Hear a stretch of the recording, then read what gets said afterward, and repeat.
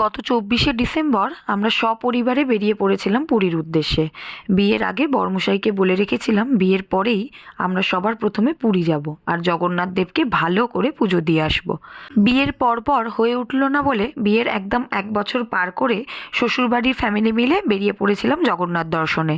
আমাদের ট্রেন ছিল রাত ১০টা ৩৫-এ হাওড়া পুরী সুপারফাস্ট এক্সপ্রেস। বাড়ির থেকে হাওড়া স্টেশন যাওয়ার জন্য আগে থেকেই গাড়ি বলা ছিল, তাই রাত ৯টা নাগাদ আমরা বেরিয়ে পড়েছিলাম হাওড়া স্টেশনের উদ্দেশ্যে। গাড়িতে ব্যাগপত্র তুলে দিয়ে বাড়ির লোককে টাটা করে আমরা বেরিয়ে পড়লাম। সেই কোন ছোটবেলায় পুরী গিয়েছিলাম সেই সব স্মৃতি আর কিছুই মনে নেই। এই নিয়ে কিন্তু আমার দুবার পুরী যাওয়া হয়ে গেল। প্রায় আধা ঘন্টা হাতে ছিল আমরা যখন হাওড়া স্টেশনে পৌঁছাই।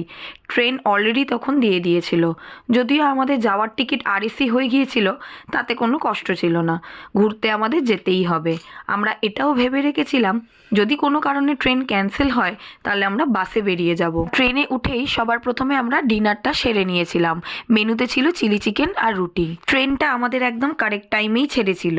ডিনারটা শেষ করে মনে হচ্ছিল এবার একটু টান টান হতে পারলে বেশ ভালো হয়। যদিও আমার আবার ট্রেনের মধ্যে ঘুম হয় না, ওই আর কি একটু কোমরটা সোজা করা। ভোর হতে না হতেই আমি আমার এনার্জি ড্রিঙ্ক পেয়ে গিয়েছিলাম, আর এই চা খেয়েই কিন্তু আমি সারা রাত জেগেছিলাম। আর এইদিকে দেখো পুরী স্টেশনে আসতে না আসতেই বৃষ্টি। এই বৃষ্টিটা নাকি টানা ২-৩ দিন ধরে চলছে। ট্রেন থেকে নেমে আমরা একটু ওয়েট করছিলাম যাতে একটু বৃষ্টিটা থেমে যায়, কিন্তু বৃষ্টি তো থামার নাম নেই। শেষে আমরা এগিয়ে চললাম অটো ধরার উদ্দেশ্যে। স্টেশন থেকে অটো করে আমরা পৌঁছে গিয়েছিলাম হোটেল নটরাজে।